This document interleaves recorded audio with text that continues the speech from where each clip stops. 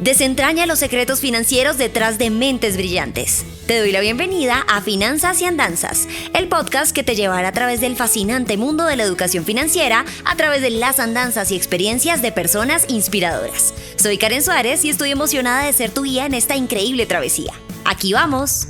Hola, hola y bienvenidos a un nuevo episodio de Finanzas y Andanzas, un espacio en donde desentrañamos los secretos financieros de mentes brillantes. Y qué mente brillante con la que estoy aquí. Además, me emociona mucho poder decir que es mi mentor en varios aspectos de la vida incluso. Hoy quiero presentarles a Mauricio Reina, que ustedes seguramente ya conocen, pero que hoy vamos a empezar a conversar de una manera mucho más profunda con él. Mauricio, bienvenido a Finanzas y Andanzas. Hola Karen, muchas gracias por esta invitación y muy contento de estar acá y me sorprende eso del mentor porque pues tú recordarás que hace más o menos 3 años, yo no sé, tú llevas mejor las cuentas, me buscaste para hacer una conversación, era un podcast lo que tenías en ese momento también, ¿no? Para hacer una conversación y ya en ese momento pues cuando yo vi que me invitabas busqué quién eras, si tenías varios proyectos desarrollados a esas alturas, tenías muchos seguidores, tenías mucha influencia, entonces creo que lo de mentor es generosidad inmensa tuya, pero estoy muy contento de estar aquí. Gracias. Además porque junto con Mauricio co-presentamos un programa que se llama Impacto Económico, que ustedes pueden sintonizar todos los miércoles en Red Más. Ahí hablamos de actualidad económica, Mauricio dirige ese programa y bueno, también un poco de negocios.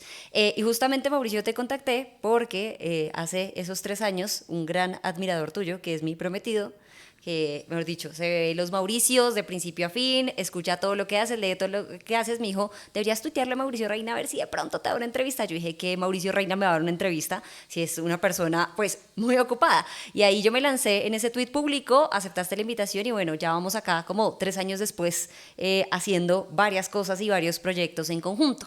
Y una de las preguntas que tengo, Mauricio, es cómo hace uno para ser tan polifacético, porque tú sabes de cine, sabes de fútbol, sabes de libros, por supuesto eres economista con maestría en la Universidad de los Andes, en Johns Hopkins también, y entonces ¿cómo se entremezclan estas dos cosas y cómo haces tantas cosas al mismo tiempo en todas partes? Yo creo, como la película, Como ¿no? la Todo película, en por todas supuesto. partes al mismo tiempo. ¿Sí? Pues Karen, yo creo que eso tiene que ver mucho con la personalidad. Yo no sé si tú crees en la astrología o no, a mí me ha costado creer en la astrología, pero la fuerza de la vida y de los hechos me ha convencido de ciertas cosas. Yo soy Piscis, Yo también. entiendo que tú también eres Piscis, y hay una dualidad con la cual yo luché durante mucho tiempo, porque por cuestiones de la vida yo soy tremendamente racional y me dediqué mucho a cultivar la razón y a cultivar la racionalidad.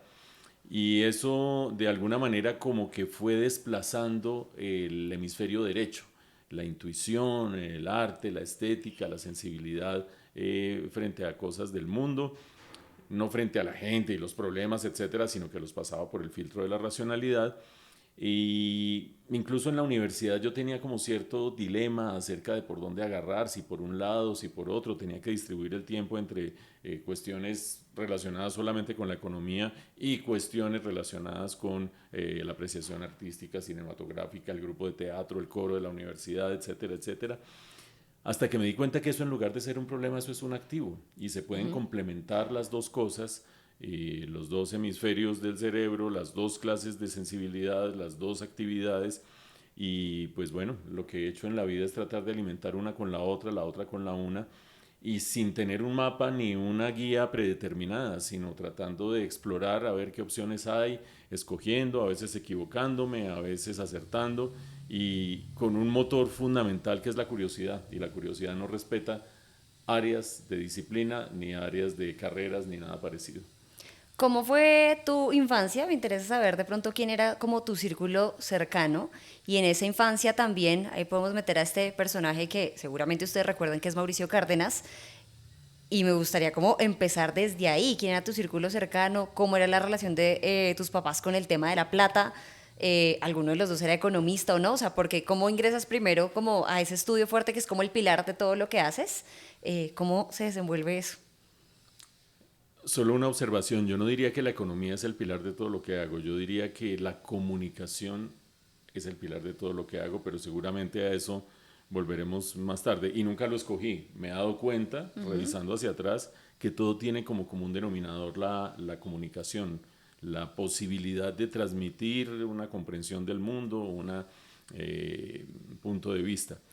Mi infancia yo soy el menor de 7 hijos, Ok. 5 mujeres, 2 hombres, mi hermano y yo, y siendo el menor llegué 5 años después de mi última hermana. Los demás parecían como una escalera flor, una detrás de otra, un año y medio, un año y medio, un año y medio, y yo llegué 5 años después. Entonces yo era el chiquito de la casa, era consentido, era, algunos dirán que malcriado. Mis hermanas se hicieron cargo de mí en partes de formación. Mi mamá vivía tremendamente ocupada con tener que lidiar con 7 hijos. Y mi familia era como una familia de clase media de la época. Mi papá trabajaba, mi papá era el proveedor, mi papá era abogado, se dedicó en parte al derecho, en parte a los negocios, en parte a la política. Y él era el proveedor. Mi mamá cuidaba de nosotros, cuidaba de la casa, hacía muchas cosas porque tenía un gran talento para la costura. Entonces su momento de relajarse finalmente a las 10 de la mañana, después de despachar a todo el mundo, organizar todas las cosas y no sé qué, se dedicaba a coser. Lo recuerdo muy bien porque cuando yo era chiquito, pues yo la acompañaba. En esa época uno no salía a la guardería a los 3 años, uno entraba al colegio a los 7 años, por lo tanto Ok. había un amplio periodo de estar con la mamá. Y esa relación entre el papá proveedor y la mamá cuidadora fue el entorno en el que yo crecí. A mi papá a veces le fue bien, afortunadamente a todos nos pudo dar la educación que cada uno pudo aprovechar, universitaria, eso es un billete, ¿no? Por 7 supuesto, y hijos aparte 7. pasando por universidad y todo, pero a veces hacía malos negocios, entonces había como momentos más complicados, momentos menos complicados, pero afortunadamente pues todo salió adelante. Y mi mamá pues tenía que velar con que, porque con lo que le diera a mi papá, pues ella tenía que administrar todo el hogar, a veces con mayor amplitud y a veces ajustadita. Esa es más o menos la historia del manejo de la plata en mi casa. Tu papá polifacético como tú, entiendo entonces, como abogado de Pues negocios, sí, muchas ¿no? Y cosas. además muy dedicado al periodismo con Ya muchas sabemos de dónde afinidades viene ese por la dato. música, no tanto por el cine, pero sí por la música y la literatura. Yo a veces me pongo a revisar cosas guardadas de mi papá y me encuentro los artículos que él escribía en el periódico, el proyecto que hacía de historia, política y literatura como un suplemento de un periódico que lo sacaba semanalmente. Y yo decía, bueno, si yo hubiera estado en esa época quizás haría cosas muy parecidas. ¿Sí? Creo que tenemos, pues murió hace mucho rato, temperamentos y personalidades distintas, pero gustos y afinidades muy parecidas, eso sí es cierto. ¿Creerías tú que de pronto este tema de la comunicación o tener afinidad con algo para hacerlo bien es nato o uno podría como instruirse y construirse sobre eso? Porque siempre había una discusión de si uno nace o se hace. El tema de la comunicación, por ejemplo, ¿crees que eso es algo nato? Yo creo que hay que tener ciertos rasgos, ¿qué será? Mm, inquietudes y rasgos de personalidad iniciales. Y a partir de ahí tú puedes perfeccionar ciertas cosas. Entonces te explico. Creo que el acto de la comunicación y el transmitir la información a otro arranca de un ejercicio de entender uno mismo esa información. Si uno no entiende algo, no lo puede transmitir. Y ese conocimiento y ese entendimiento, en mi caso, surge de una gran curiosidad y de el rigor racional, digamos, el desarrollo del hemisferio izquierdo durante mucho tiempo de mi vida. Entonces, yo no soy capaz de explicar algo si yo no lo entiendo previamente. Y tú no le puedes enseñar a alguien a tener curiosidad. Tú no le puedes enseñar a alguien a que se interese por el mundo. Tú no le puedes enseñar a alguien, tú le puedes enseñar a alguien a hablar bien, le puedes enseñar a alguien a transmitir bien, le puedes enseñar a vocalizar, pero la materia prima de un buen acto de un comunicador, sobre todo en el ámbito en que tú y yo nos movemos, que tiene que ver con o el periodismo, o el análisis, o la transmisión de conocimiento, parte de esa avidez de conocimiento. Y eso no se enseña. Yo creo que eso se trae o no se trae y está perfecto. Hay gente que vive menos preocupada que uno, sencillamente porque no le interesa mucho lo que pasa alrededor, y seguramente pasará más bueno en esta vida que uno, que lo sufre mucho más. Pero para efectos de lo que estamos hablando, yo sí creo que hay cosas que no se enseñan, que vienen como un rasgo de personalidad. Ya después tú puedes con eso hacer ciertas cosas, aprender ciertas cosas, perfeccionarlas, entender cómo a punta de prueba y error y de experiencia qué funciona y qué no funciona, qué está recibiendo la gente y qué no está recibiendo la gente.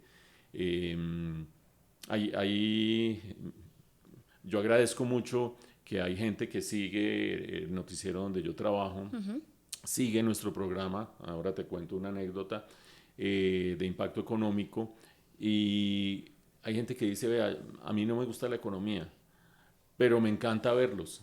Y Sí, eso es sí, sí, sí. maravilloso. Es Sí. decir, primero que sientan la calidez de uno como persona. Creo que en el programa nuestro hemos hecho un esfuerzo porque esté presente la persona en un mundo donde la información existe. Tú agarras un teléfono y clac, y encuentras la información que quieras. Necesitas dos cosas: la comprensión de esa información, y además de eso, la calidez de quien la transmita, que quien esté al otro lado no sea un teléfono, sino una persona que te mira a los ojos, que se ríe, que se equivoca, que es boba, lo que sea, pero que genera esa empatía. Entonces existe ese rasgo, y aparte de eso, otra de las cosas que a mí me ha gustado mucho es que la gente como que se encarreta con el acto de entender, aunque Sí. no le guste mucho lo que esté oyendo, como que una explicación.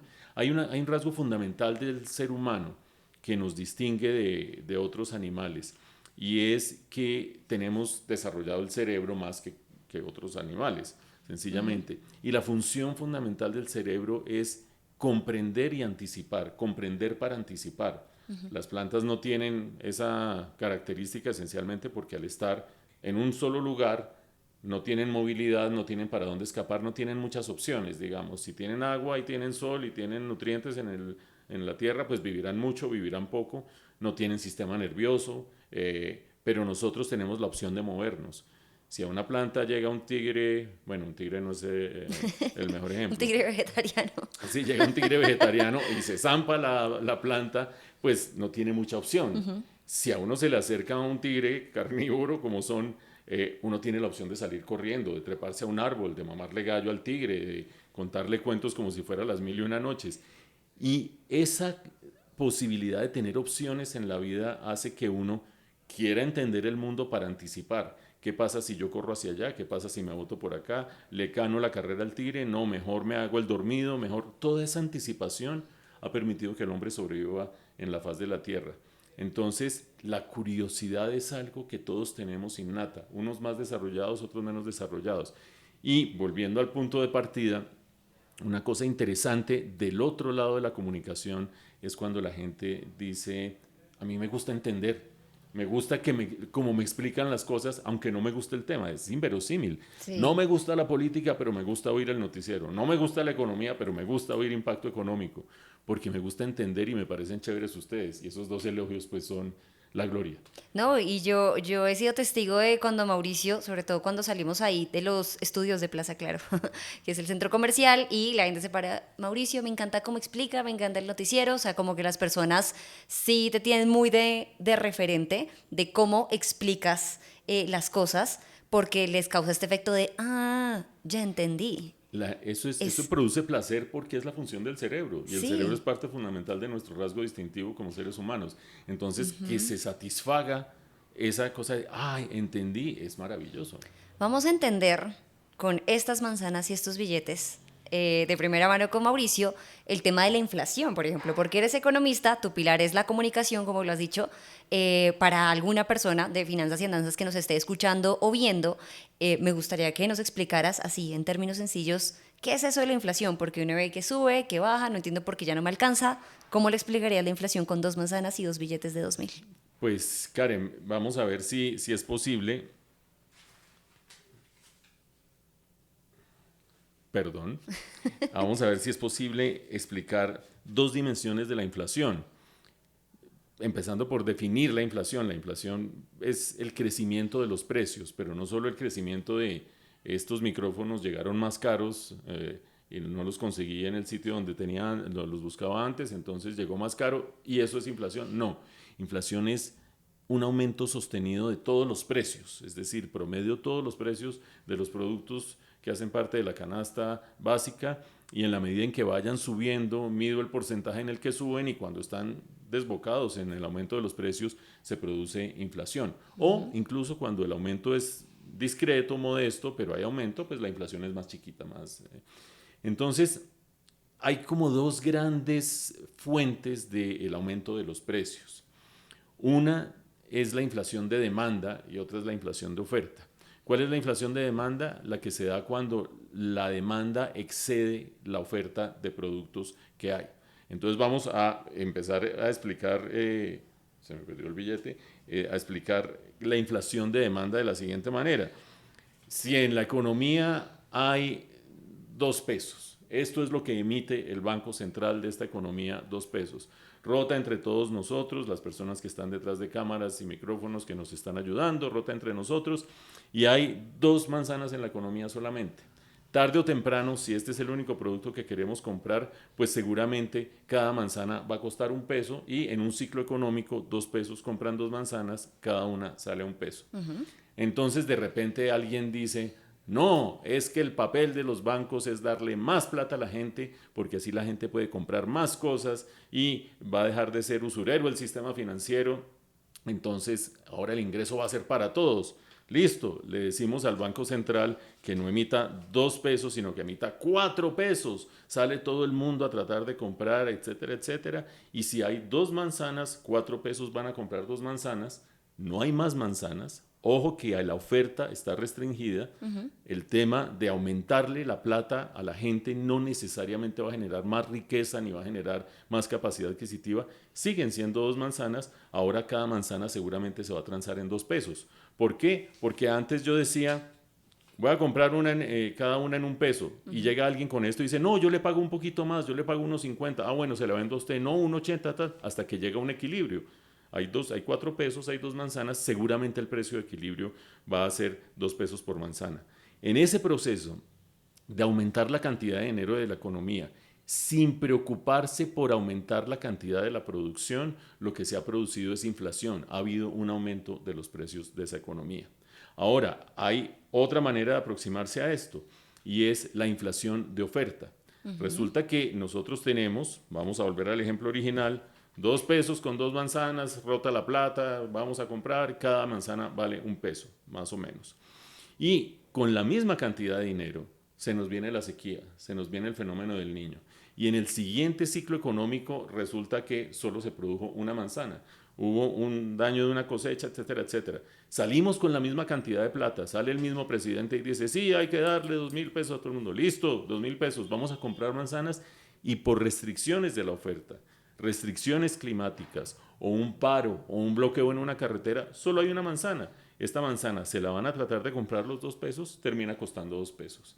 Entonces hay problemas de oferta que hacen insuficiente la producción, y con una misma cantidad de demanda sube los precios. Y hay exceso de demanda, muchas veces generado por una gran circulación de dinero, que si no hay un crecimiento de la oferta, también termina haciendo crecer los precios.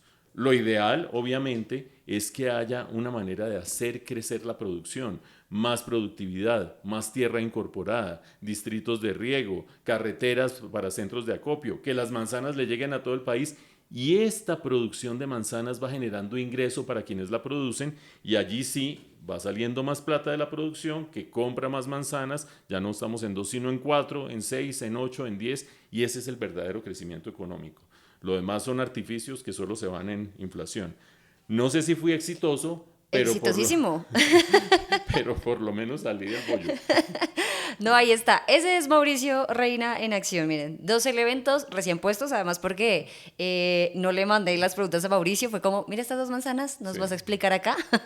Pero este es Mauricio Reina en acción con su comunicación y con la economía. Y de hecho esa es también la respuesta, porque a mí me la han preguntado de manera genuina en redes sociales como, ¿por qué no imprimen más billetes y ya? Pues ahí está también como la respuesta a esto. Volviendo, Con un problema, Karen. adelante, adelante. La impresión de billetes y distribuirle plata a la gente sin preocuparse por la producción genera una ilusión durante un tiempo. Porque la gente durante un tiempo se siente más rica. O sea, recibí 400.000 pesos del ingreso, no sé qué, del subsidio del gobierno. ¡Wow! Salí. Y durante un tiempo es más rica. Pero al cabo de un tiempo todos los precios terminan Subir. subiendo si no aumenta la producción y estamos todos igual que antes. Y mientras hubo ilusión, quien hizo la política equivocada quedó como un héroe. Y después le echa la culpa a alguien más. Entonces dice, no, si ven que cuando yo dije que había que emitir más plata, todo el mundo fue más rico. Y ahora, como son unos viles y no sé qué, ahora la gente sí se lo está comiendo la inflación. Hay que tener una visión en esto intertemporal, pensar un poco hacia adelante y darse cuenta de qué es lo que verdaderamente sirve, pero te interrumpí. No, no te preocupes. Y vámonos un poco hacia adelante, como dices. Tú viviste tus años, tus 20 años en los 80. ¿Sí Sí, ese señora. cálculo es correcto? Sí, correcto, correcto. ¿Cómo fue vivir los 80 en Colombia con, por supuesto, todo lo que permeó, pues, la época de Pablo Escobar, pero sobre todo también porque culturalmente es como una época muy añorada incluso para las personas que como yo creemos que nacimos en la época equivocada? Porque a mí me hubiera gustado vivir como esa juventud y adolescencia en los 80 por lo que representó, por la música, el cine y demás. ¿Cómo lo viviste tú en ese momento? Pues mira, lo primero que hay que aclarar es que hablar de un momento del tiempo en Colombia es hablar de muchos momentos en Colombia, porque Sí. hay tantas culturas subregionales en distintas ciudades, en distintas edades, distintos ámbitos, pero lo que me tocó a mí vivir, que es el entorno urbano bogotano en los años 80, eh, yo creo que fue muy rico en expresiones, los canales de distribución, volviendo a la economía, de los productos culturales que son los que influyen en la formación de uno, era mucho más restringido que hoy. Hoy tú tienes la posibilidad de agarrar y hacer clic y encontrar lo que quieras. Y si no lo encuentras en la primera, agarras una VPN y lo encuentras en la segunda. La Recomendaciones. canción, la película, lo que sea, absolutamente lo que sea. No era así. Y es obvio lo que estoy diciendo. Y lo que uno podía conseguir era lo que distribuían en música las pocas casas disqueras que había, lo que ponían las emisoras, no había manera de tener tu Spotify o tu cadena o lo que fuera, no había la posibilidad de tener películas distintas a las que se proyectaban en los cines y había dos canales de televisión, ¿no? Entonces estamos hablando de un entorno cultural limitado. Cercado, sí. De vez en cuando uno encontraba a alguien que había traído unos discos y wow, eso era lo máximo, ir a explorar los discos. O de vez en cuando uno conseguía, cuando empezaron a funcionar las alquileres de videocassettes, encontraba uno unas películas que había oído toda la vida y no había encontrado. Yo creo que esa expansión del universo musical, del universo cinematográfico y del universo televisivo muy gradual, fue como un descubrimiento gradual de muchas cosas, de muchos elementos. Y a mí me parece cuando lo veo retrospectivamente que había una inmensa dosis de ingenuidad, por una parte. Ok. O sea, si uno ve Volver al Futuro, por ejemplo, esa maravillosa película, uno ahí como que encarna ese espíritu ochentero con cierto nivel de transgresión. Entonces empezaban los looks más audaces y el pelo parado y el maquillaje, no sé qué, pero era súper ingenuo en todo caso, era una transgresión que se estaba dando en otros lugares del mundo en forma, pero en nuestro entorno era muy, muy precario y como con una ambición de globalidad que solamente creo que se logró de manera más importante en los años 90, cuando empezó a ser más fácil conseguir una cantidad de productos culturales en Colombia porque se desarrollaron las cadenas de distribución y porque se abrió más la economía. En Pero, los 90. exactamente, en los 90. Pero a mí no me gusta mucho el sentimiento de los 90. Los 90 como que me Más entraron por grunge. un oído y me salieron. Sí, y me salieron Sí. un poco por el otro oído. Ajá. Entonces fue así. Y también pues con todos los avatares de la adolescencia. ¿Cómo fue tu adolescencia? Me vas a entrevistar a mí. No, te voy a preguntar porque eso enriquece la No, es que conversación. aparte mi adolescencia fue con las culturas con las que yo particularmente no me sentía identificada. O sea, estaban los emo, que yo decía, estas personas están deprimidas per se, o sea, como que les gusta estar así. Y también estaba una subcultura urbana ahí, en Bogotá al menos, que se llamaban los floggers. Entonces eran pantalones de colores y se iban a Gran Estación a hacer como luchas de bailes, pero yo decía como, no, no me identifico con esto. ¿Cómo se llamaban? Los floggers. ¿Y qué baile, qué música era? Era como una especie de electrónica un poco, pero se Ok. retaban a duelos. Entonces era súper extraño también. Y eso sí, como que había, para nuestra desgracia, Facebook ya estaba ahí. Y digo para nuestra desgracia porque si uno subía fotos o eso a uno ya le iba a perseguir toda la vida. Me imagino que antes era más difícil que uno tuviera una foto de su cultura urbana, ¿no? Como de Mira, cuando era rockero, no, cuando era... yo te voy a decir algo. Yo fui a un concurso de baile a Unicentro. No puede ser. No pude bailar por la cantidad de gente que había, pero fui a las 4 de la tarde un sábado, No en puede ser. quinto de bachillerato más o menos. Ajá. Fui, Pero y bailé. no quedó testimonio, entonces la gente le dice a uno, ¿y usted qué fue? Y uno dice, sí, pero no hay foto, no hay No, Facebook. sí, exacto, exacto. No hay manera de comprobar eso.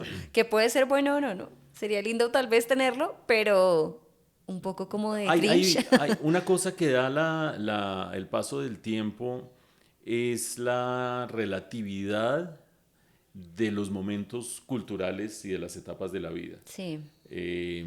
Así como, o sea, yo tengo 61 años en este momento. Y hay gente que dice, no, ¿usted cómo va a decir que tiene 61 años?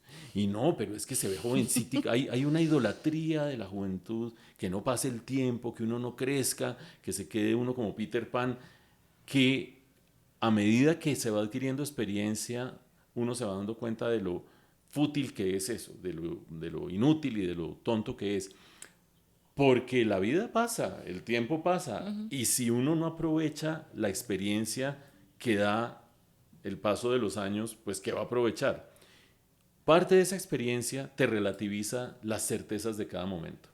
Yo a los 14 creía que absolutamente tal cosa, a los 25 creía que tal otra, a los 30 creía que tal otra, y me empiezo a aferrar a no cambiar mi manera de ver el mundo.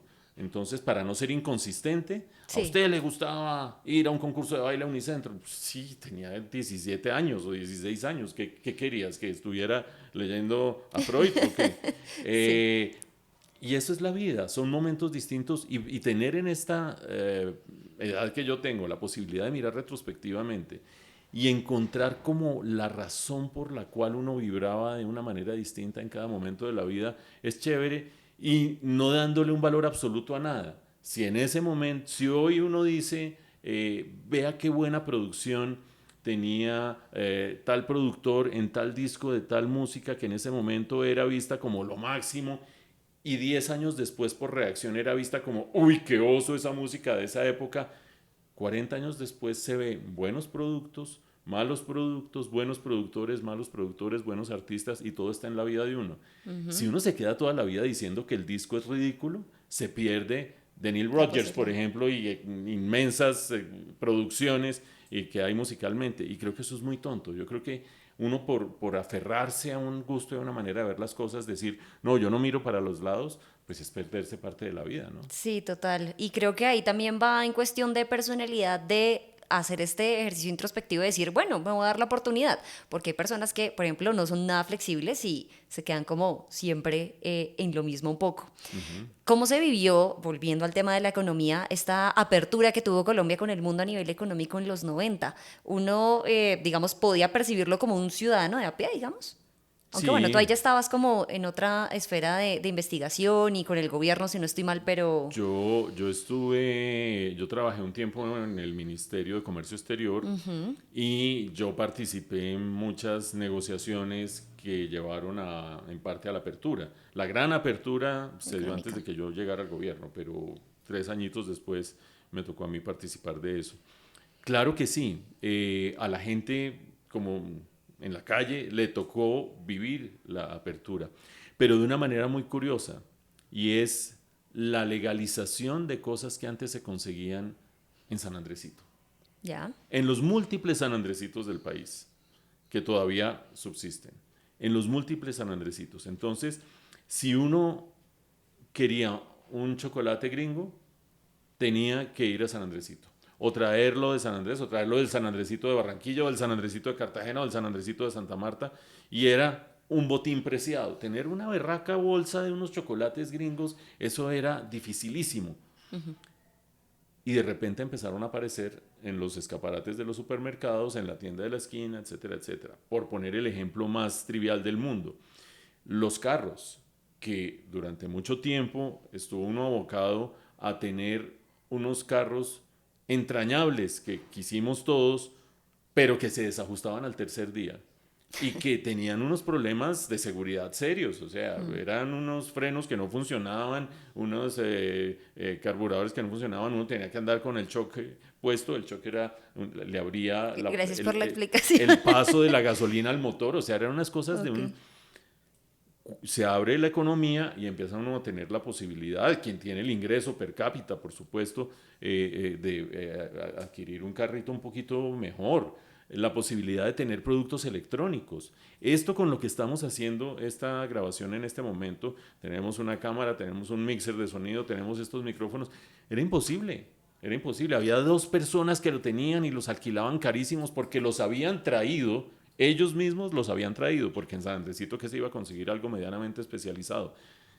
Y nada de esto se producía en el país, ¿no? Como para decir que es que estoy protegiendo el empleo nacional, Sí, no. compañeros, vamos a la calle todos. No, no, era una cosa absolutamente irracional. Entonces, sí, se vivió mucho y la gente hoy en día está muy acostumbrada a tener acceso casi que a cualquier cosa, pidiéndola incluso por internet, pagando un sobrecosto, por supuesto, de un arancel y de unos impuestos, pero pues vivíamos, y vaya uno a saber si algún día volveremos a ese escenario tan lamentable, aislados del mundo.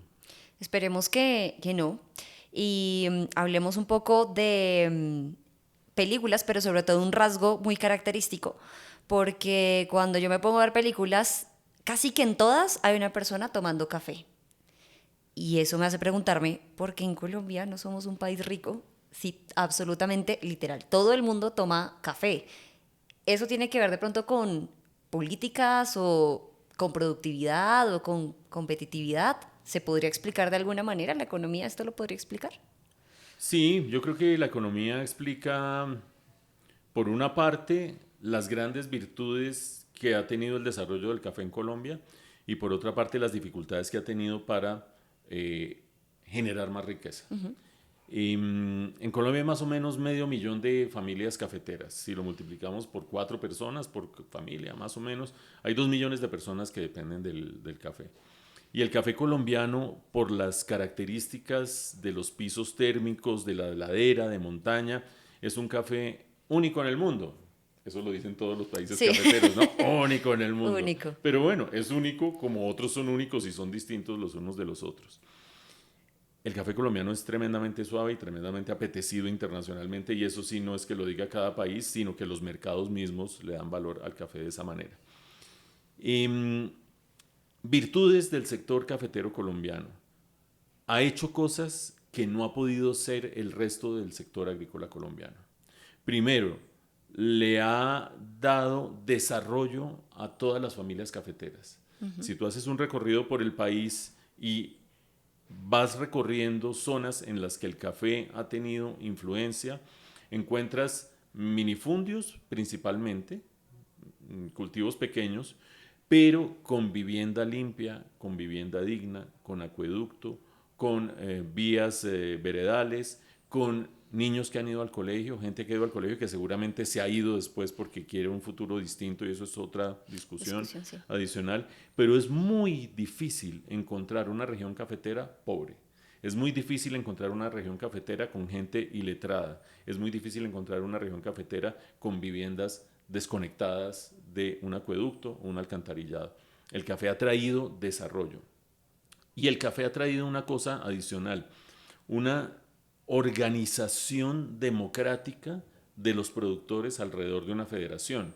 Históricamente, unos productores que se reúnen en unos comités regionales, que escogen a los representantes, esos van a la federación, escogen al presidente de la federación, y ese gremio maneja un fondo de recursos que genera el mismo sector. Cada vez que un cafetero exporta al resto del mundo su producto, hay una porción, una cuota que se le quita para que vaya a un fondo y ese fondo lo administran los mismos cafeteros y deciden sobre él hasta el día de hoy. Hemos visto en las noticias que el presidente de la República dice que un momentico, que el fondo hay que quitárselo a la federación, es otra discusión distinta. El sector cafetero colombiano en productividad, en organización, en desarrollo social y en capacidad de penetrar al mundo con una figura tan emblemática como es Juan Valdés y Somula, ha logrado hacer cosas que el resto del sector agrícola colombiano no ha podido hacer. ¿Por qué no capturamos más riqueza y más valor? Por dos motivos. Uno, y que son complementarios, porque el café colombiano en su mayoría se exporta sin procesar y los procesadores están afuera. Y esos procesadores generan la mayor cantidad de valor agregado. Si una taza de café termina costando $1.50 o qué sé yo en un Starbucks en Nueva York, una parte muy reducida es la que le queda al cafetero colombiano, porque el grano sale de Colombia, se procesa en otra parte, se termina generando en otra parte y allá en la cafetería de Starbucks es donde se genera el mayor valor. En gran medida eso es lo que trató de hacer Juan Valdés y ha tratado de hacer Juan Valdés con muchas dificultades con sus tiendas. Las tiendas Juan Valdés triunfan en Colombia, pero tienen dificultades afuera. Y es que si yo logro tener a Juan Valdés afuera, todo el valor de una taza de café, como se vende en Nueva York, termina quedando en Colombia, o la gran mayoría, y no en manos extranjeras. Lo segundo es que es posible, aunque uno no sea dueño de la tienda en la que se vende el café afuera, hacer buena parte del proceso en Colombia.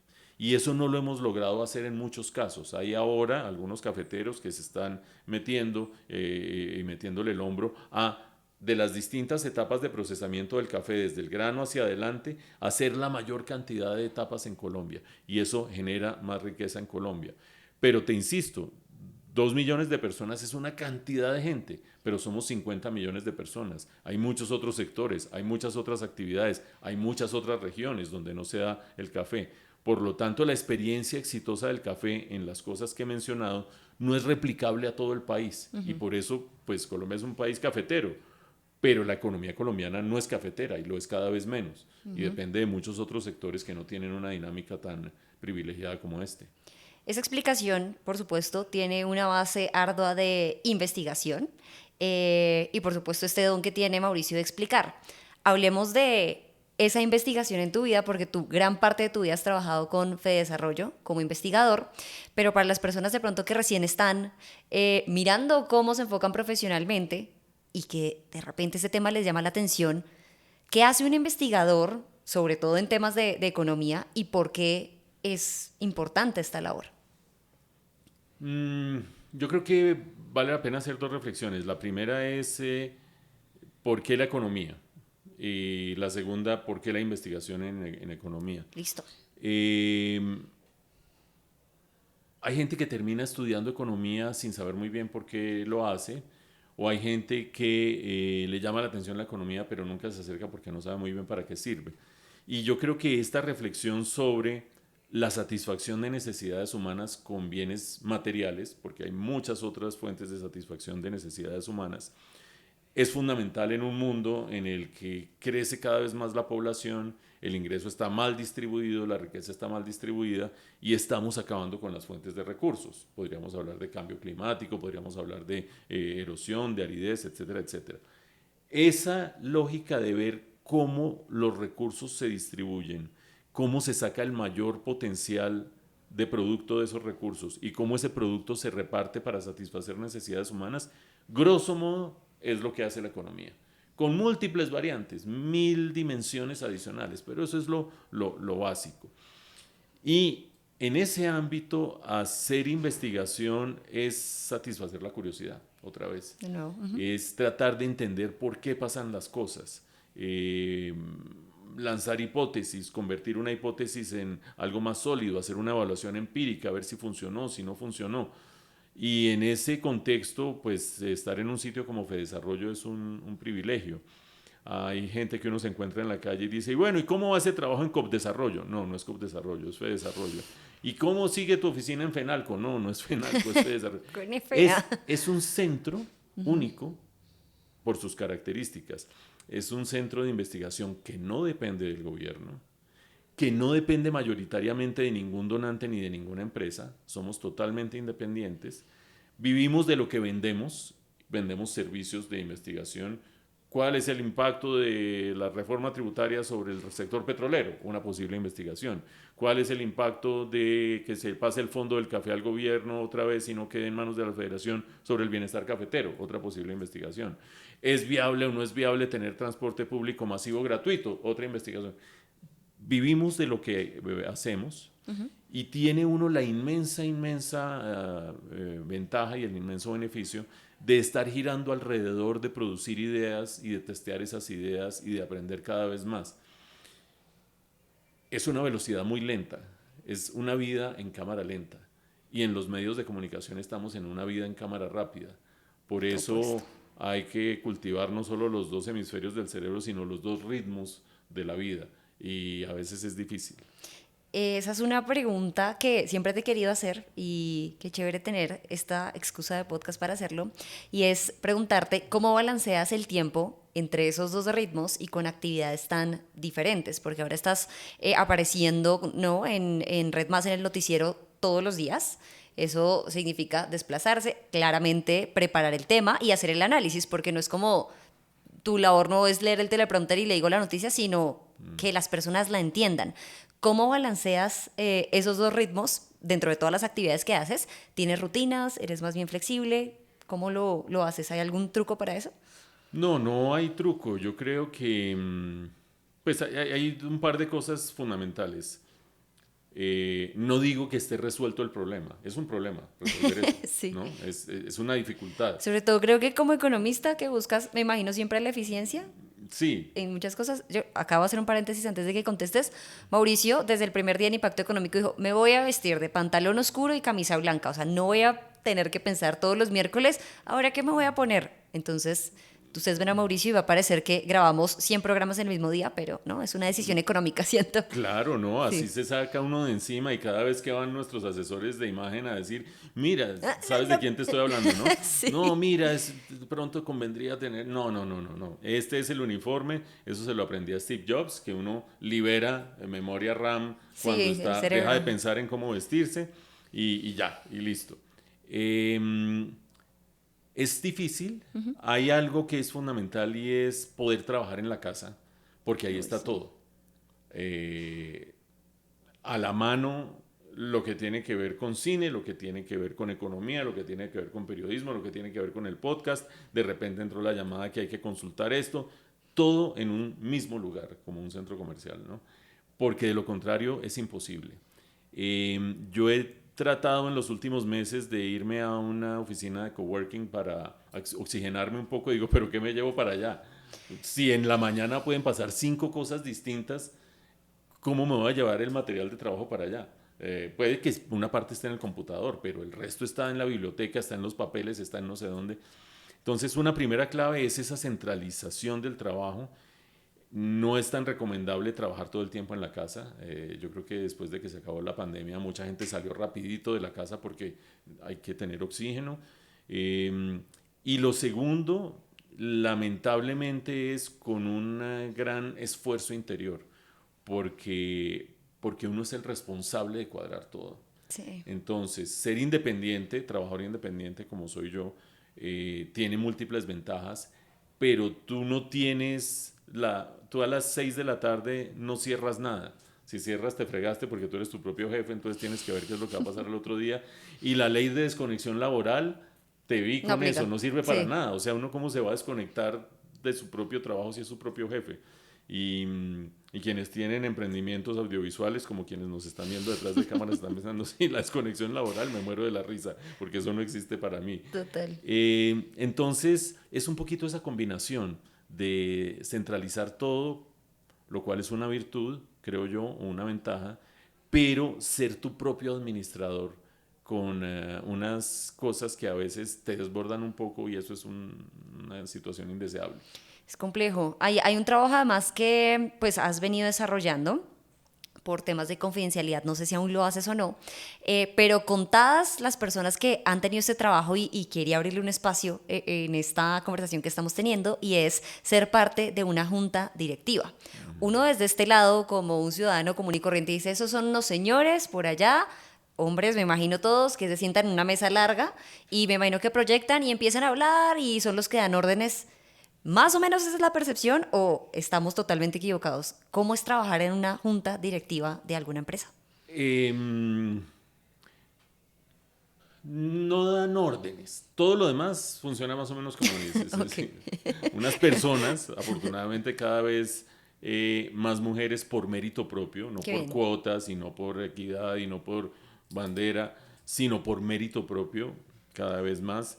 Unas personas que se sientan una vez al mes o una vez al trimestre a servir de sparring a la administración. Ese es como el pedacito que falta en tu narración. No es que la Junta esté diciendo exactamente qué hay que hacer. La administración, el presidente o el gerente de un grupo, de una empresa, tiene el liderazgo de esa empresa, el día a día de esa empresa y muchas veces la iniciativa de proponer qué es lo que yo quiero hacer. Y el sparring es el que le dice, le testea todo. ¿Y esto qué impacto puede tener? ¿Y esto qué efecto puede tener? Pilas con esto, supe que la regulación va a cambiar en esto, miremos esto durante un tiempo y nos vemos en un mes a ver cómo siguen las cosas. Y chum, se va uno y vuelve uno. Juntas hay muy diversas en Colombia. Hay juntas de papel por completo, especialmente porque en Colombia muchas empresas han sido tradicionalmente familiares y es muy difícil, incluso en segunda o en tercera generación, sustraer a los propietarios mayoritarios de una empresa familiar de su rol de que esta es la empresa de mi familia, de que esta es la empresa de mi papá y que yo llevo el apellido de mi papá y que entonces yo aquí soy el que mando, y ponen unas juntas de papel, es decir, no, vamos a tener una junta con el doctor no sé qué, y el doctor Quintero y bla, bla, bla, y todos son amigos del papá y entonces ahí se dedican a Sí. conversar y a echar carreta y no se hace nada.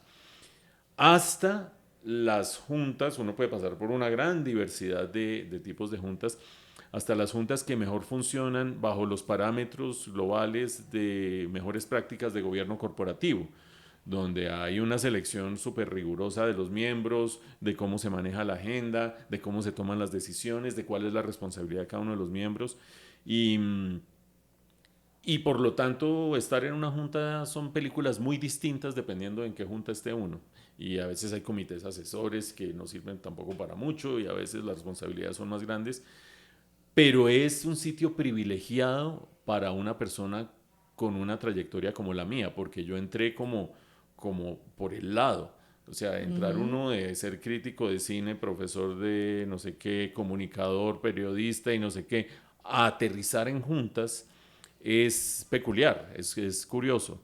Pero bueno, creo que una vez más funciona la curiosidad, el rigor para satisfacer esa curiosidad y aprender, y como el hábito permanente de hacer las preguntas correctas y tratar de responderlas, por supuesto, hacerlas chimbo, pero tratar de responderlas Claro. también.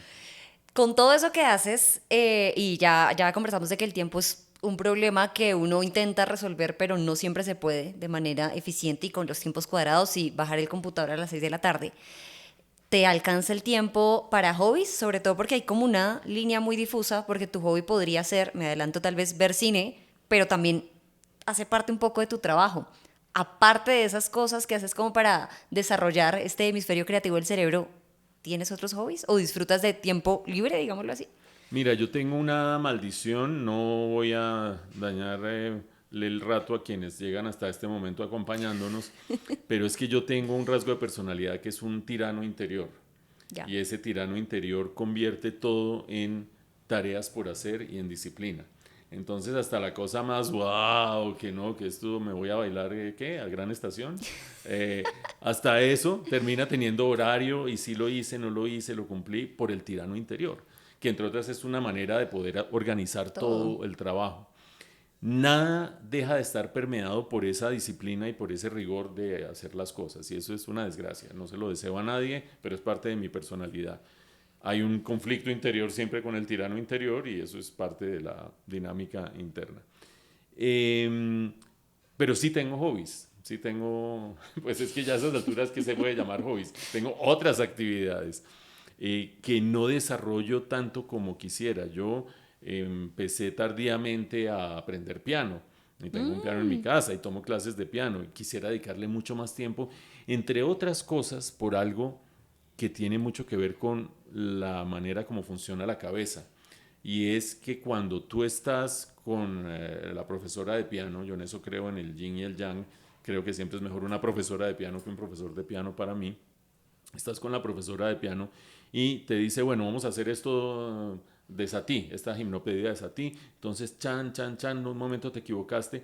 Uno no puede estar pensando en nada más. es No cierto. puede estar, si está pensando en algo más, no puede hacer nada, perdió. Ujú. Entonces te toca desocupar la cabeza, que es lo que logran en muchas filosofías y prácticas orientales a través de la meditación, a través de mindfulness, el no sé qué, el sí sé cuánto, es como sacarte la basura de la cabeza, o no la basura necesariamente, pero sí el Todo el monólogo tiempo el interior. ruido. Mm. Y eso hay que hacerlo cuando uno está tocando piano, porque de lo contrario no puede hacer nada. O sea, empezar uno a tratar de avanzar en unos acordes con la obsesión de que a las 9:30 tengo que hacer tal cosa, te fregaste. Y quisiera hacerlo más, por ejemplo, y no logro hacerlo lo suficiente. Eh, Hago ejercicio, yo tuve un infarto hace 4 años, afortunadamente todo salió muy, muy bien. Intacto el corazón, eso es una inmensa suerte. Y me gusta hacer ejercicio y tengo que hacer ejercicio igualmente. A eso le saco el tiempo necesario. Eh, Tengo como 140 libros por leer en mi estudio. ciento Eh, cuarenta sí, más O o sea, menos. uno dice, tengo un par, ciento No, cuarenta pues es Aparte, ¿qué que tan grande es tu estudio para que te quepan 140 libros empacados? Me los imagino. pues no están empacados, Están, van creciendo y es una pila. cuando ya no entra la luz muy bien, bueno, ¿qué hago con esto? Le toca Trambo y bueno, chan, leerlos. chan, se ciento organizan y cuarenta tal, tal. Ajá. Sí, pero pues ten en cuenta que tengo 61 años, ¿no? Entonces, pues algo tendrá uno que haber acumulado para leerlos en algún momento. Y hay dos momentos Mm. para leerlos. Uno, cuando uno se acuerda que necesita algo y puede estar en tal libro. ¿Dónde es que estaba yo dirigiendo?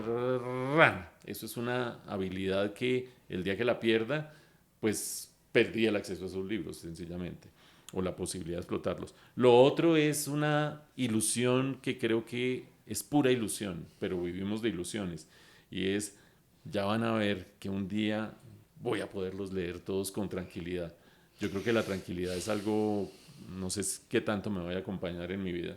Vamos a ver. Yo soy de las personas, por ejemplo, que no cree per se en la felicidad. De hecho, discutimos esto con Silvia, quien te mandó un gran saludo. Ay, muchas Silvia gracias. Ramírez. Y me decía ella que el sinónimo es la tranquilidad, un sinónimo de la felicidad. Y, Entonces, bueno, ahí está como eso también pendiente. y ahora me vas a decir y me vas a entrevistar, no, no te voy a entrevistar, pero ¿cómo es tu tranquilidad? ¿Qué es, descríbeme un momento de tranquilidad para ti y si lo disfrutas o no? Porque tú también haces mil cosas. Sí, justo por ejemplo, intentar no pensar en las cosas que uno tiene que hacer en la mañana, que es muy acelerado, pero para mi momento de tranquilidad es sentarme con el tinto y dedicarle 20 minutos a lectura. Así esta cosa se está incendiando, porque pasa, pero digo, bueno, voy a intentar no revisar el celular al menos hasta las 9 de la mañana, para ganarme como esa mañana. No siempre se logra, sobre todo los miércoles no se logra que grabamos programa, o sea, no hay manera. Tendría que levantarme como a las 4 y valoro mucho las horas de sueño, pero ese sería como un momento de tranquilidad. O, por ejemplo, con relaciones interpersonales, en donde no tenga amigos con los que no me guste estar, o una pareja con la que no me gusta estar. Entonces, ahí, digamos, alguna vez lo hablamos con mi prometido, como tú no me tienes que hacer feliz, tú tienes que hacer que yo esté tranquila. Entonces, básicamente, compórtate y no me vas a molestar mucho. Mira, hay dos cosas muy interesantes en eso de los amigos y la gente con la que uno se reúne. La primera, el tiempo es tan escaso Ay, sí. que pasar tiempo con gente y viceversa, porque eso sucede aquí para allá y de allá para acá, que no está en la sintonía de uno, es infame, absolutamente infame. Sí, no. Cuando tú estás en el 30% de una reunión que sabes que va a durar tanto, o un almuerzo, o un cóctel, o una fiesta, y dices, aquí no está pasando nada. Nada distinto a lo que pasa por encima, ¿no? Hola, ¿cómo estás? Eso es infame, absolutamente infame. Y lo segundo, cuando uno encuentra esa gente en la sintonía de uno, que sintonía pues habría que definirla, pero más o menos es la frecuencia de intereses, de puntos de vista de la vida, de sentidos del humor, el que uno se dedique a hablar es infame, porque estás desperdiciando toda la riqueza que hay alrededor. Yo me dedico a preguntar.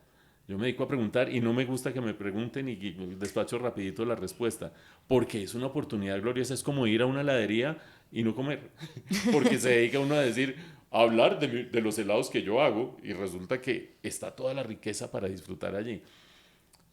Hay buenos helados en Bogotá, ¿no? Absolutamente. Una persona con la que he notado que te gusta pasar tiempo es con Mauricio Cárdenas, exministro de Hacienda. Lo conociste en el colegio y volvemos como a este punto inicial de esta conversación, y es cómo se desarrolla esa amistad con él. Y bueno, que nos cuentes un poco de este proyecto, porque ustedes son como, por supuesto, dos hombres muy experimentados, con una manera de comunicar y sobre todo con mucho conocimiento detrás para mostrarle a las personas qué es lo que ustedes aparte opinan, ¿no? Acá se salen como un poquito de, te voy a explicar, sino voy a meterle mi opinión, que es absolutamente válida. ¿Cómo es esa relación con él? ¿Cómo está este proyecto? Y cómo los podemos también encontrar en redes sociales. Bueno, este proyecto se llama un nombre que se le ocurrió a él, Ya vemos que no te gusta mucho, pero se llama Entre Amigos. entre amigos. Sí, porque pues nos conocemos desde que tenemos 10 años. No éramos vecinos de pupitre, pero sí estábamos en un mismo curso, y de Ya. ahí para adelante, de 10 años en adelante. Y lo que define esa relación, sin lugar a dudas, es la amistad. Hay gente que lo reconoce como los Mauricios, pues porque es tan obvio, Mauricio Cárdenas, Mauricio Reina, pues llamarlos los Mauricios creo que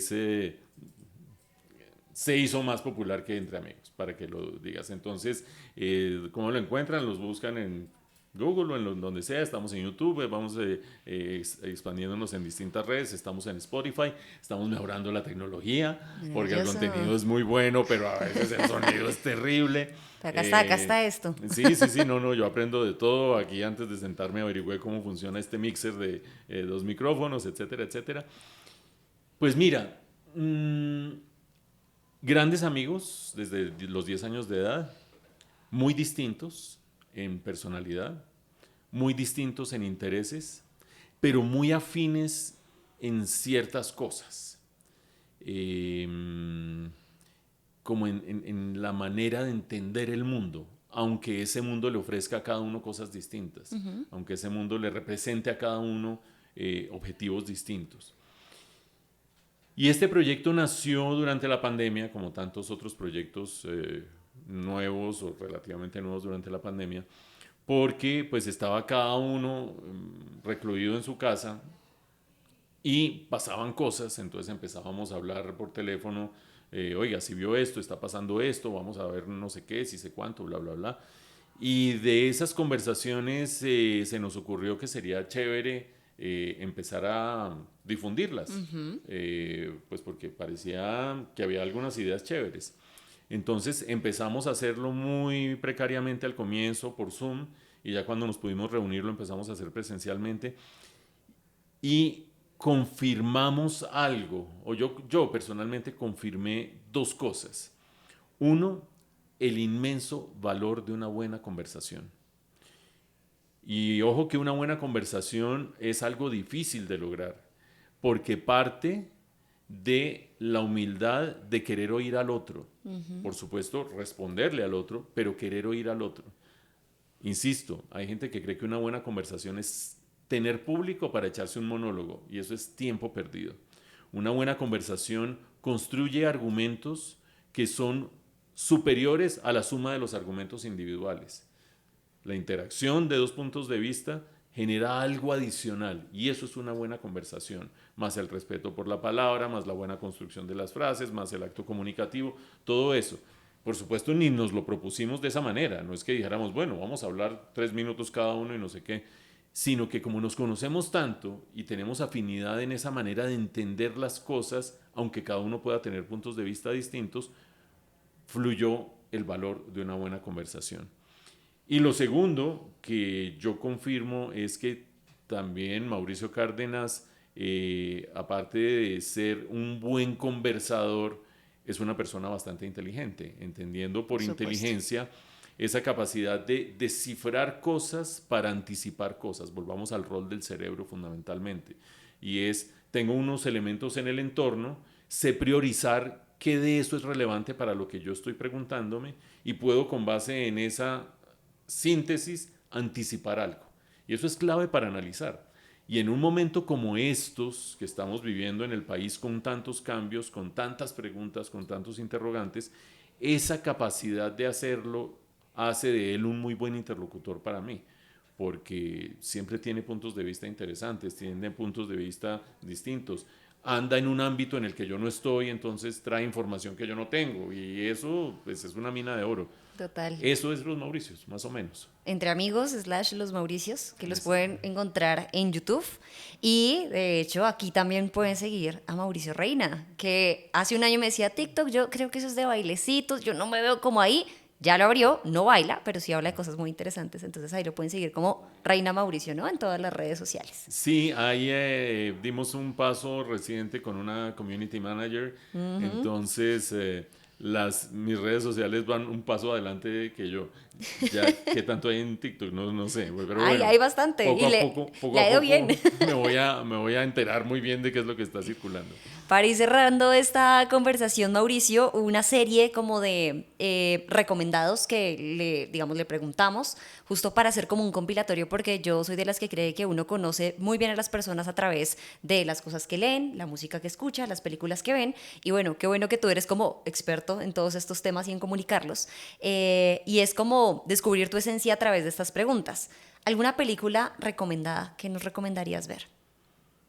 Sé que hay muchos géneros y Mm, decir una favorita es complejo, sí, pero no, mira, como decía antes, aferrarse a que el mejor momento de mi vida fue este y la mejor percepción sobre el mundo fue esta, es negarse a crecer y a transformar y a vivir.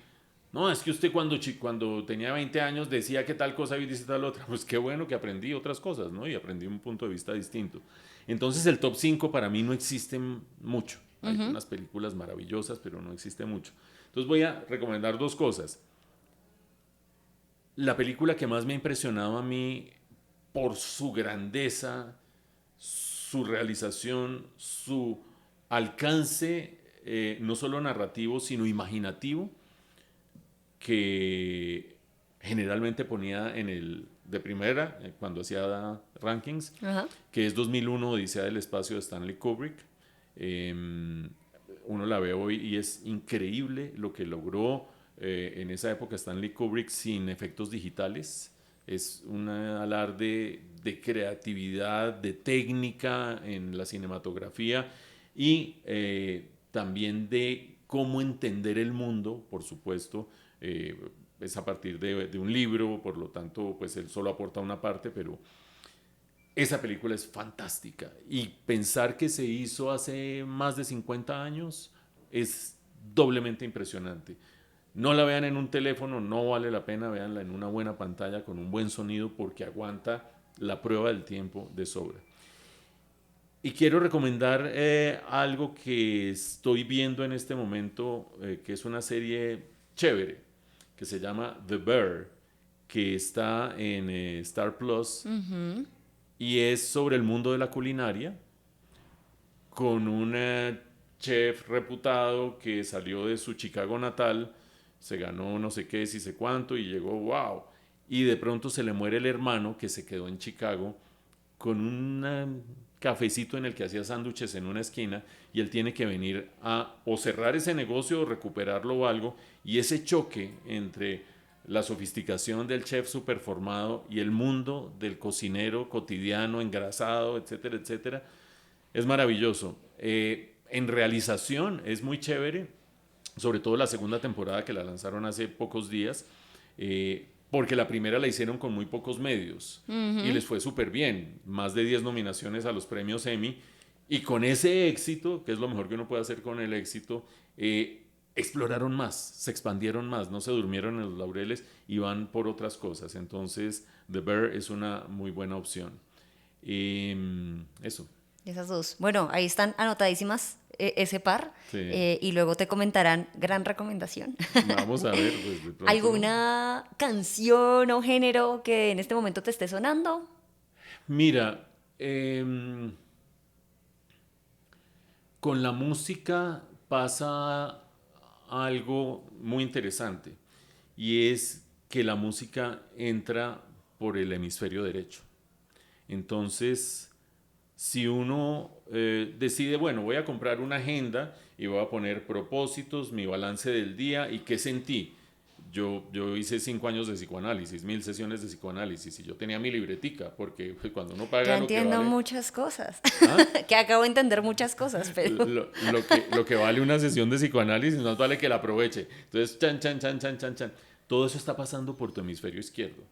Y ahí hay un tirano, ahí hay un censor de censura, ahí hay un observador, ahí hay alguien que gobierna tu propia personalidad, un rasgo de tu personalidad que gobierna tu propia personalidad. En el hemisferio derecho, ¡buah!, burlas cualquier cosa, se pasa por cualquier entrada, entra por las ventanas. Y la música y las artes en general, pero la música especialmente, tiene esa característica. Y en esa medida, tú oyes algo durante un tiempo y a eso se le pegan ciertas emociones, ciertos momentos, ciertos estados de ánimo que no eres consciente en el momento que se están pegando. Dejas de oírlo, lo vuelves a oír después, no sientes exactamente lo mismo, pero encuentras en esa música una cantidad de cosas adicionales a la música per se, porque ahí se pegó un momento de tu vida. Iván Ferreiro, español, eh, eh, es muy interesante, está explorando cada vez más, tiene una voz horrible, pero la maneja muy bien. ok. Eh, y bueno, estoy volviendo a oír Iván Ferreiro, no lo oí hace como 6 años más o menos, y vale la pena oírlo. Con todo lo que eso trae de cosas Sí, sí, sí, que sí, sí, dices que sí. se impregnan con la música, ¿no? Sí, y hay un grupo que se llama Love of Lesbian, español Ajá. también, lo debes haber oído. Y cuando interactúan Iván Ferreiro y Love of Lesbian es muy interesante, porque Ferreiro es mucho más experimental y ellos son mucho más comerciales. Pues son, de alguna manera, música inglesa llevada a España, esencialmente. Para bien y para mal, ¿no? No experimentan tanto como Vetusta Moria o cosas así, son mucho más pop. Pero cuando interactúan con Iván Ferreiro son chéveres. Ajá. Entonces busquen esas interacciones de los dos que vale la pena. Eso es de estos días, hay otros días en Sí, que hay otras cosas. claro, pero esa es la que sale en este momento. Por supuesto, libro recomendado. Pues mira, hay algo muy oportuno que está sucediendo en este momento. No sé cuándo vean ustedes esta conversación, pero el libro de Laura Ardila sobre el clan de los Char, se unen muchas cosas, porque el libro se está lanzando el día que estamos grabando esta conversación, se lanza esta noche, y ayer la Corte Suprema de Justicia Emitió. emitió orden de captura a Arturo Char, uno de los hermanos de la familia Char, Y Laura Ardila, para sacar ese libro, pasó por un calvario absoluto. Planeta, que se lo había comprado, decidió no publicarlo. Finalmente, otra editorial maravillosa, que es Rey Naranjo Editores, decidió publicarlo. Se lanza hoy y nadie sabía que iba a coincidir con Increíble, sí. la orden de captura de Arturo Char. Entonces, yo lo tenía ahí, iba avanzando, así se va a lanzar, y obviamente cuando salió esa orden de captura busqué el capítulo relevante, Aida Merlano, a leer, esa es la lectura del día. Por supuesto, o sea, sales directo de esta grabación a terminar, porque me imagino que ese será el análisis de esta noche, la noche Y quienes viven en Bogotá, Ajá. Rey Naranjo Editores queda en una casa en Chapinero Alto, 50 y pico, más o menos cerca de una heladería que se llama Helados Clemente. Ajá, hablando de buenos helados en Bogotá. Deliciosa. Vayan a la casa donde queda Rey Naranjo, nadie los va a atender en el segundo piso, que es donde queda, pero en el primer piso hay una librería que se llama Santo y Seña, que tiene unas cosas maravillosas. No tiene una gran variedad, pero lo que tiene es súper selecto en vinilos y en libros. Y pues es un planazo irse uno allá y explorar y después salir a comer helado. Buenísimo. Ese es un momento de tranquilidad, por ejemplo. Sí, ese es un momento de tranquilidad. Pregunta final, ¿algún lugar del mundo en el que te gustaría estar en este momento?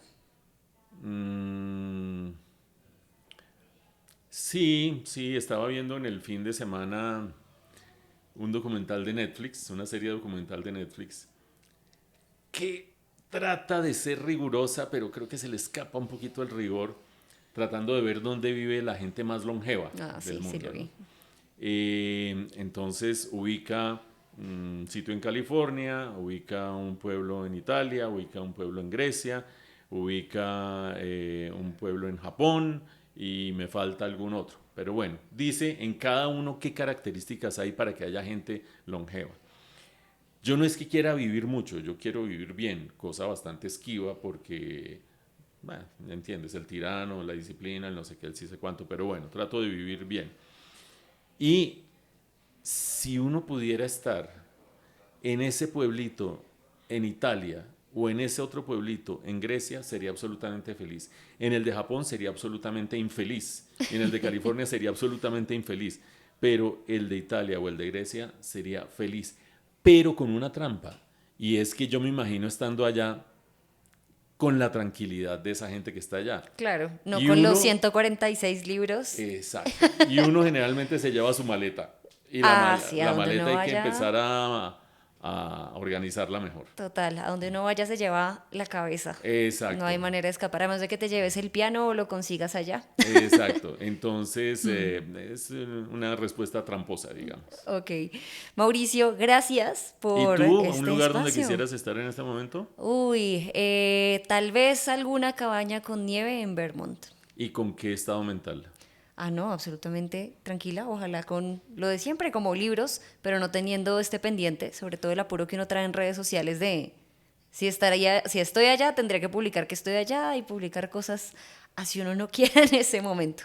Bueno. Pero espero en otro punto hacerlo con toda la tranquilidad. Muy bien, así será. Gracias por este espacio. Muchas gracias por esta conversación, Karen. Permitirnos ver una ventana de tu vida, muy enriquecedor. Para mí me falta tiempo, espero que ustedes como que también lo hayan disfrutado un montón y de verdad gracias por tu generosidad en las respuestas, por tu sinceridad y por el tiempo en Finanzas y Andanzas. Muchas gracias, Karen, por este espacio y gracias a quienes nos hayan seguido hasta este momento por haber estado en esta conversación.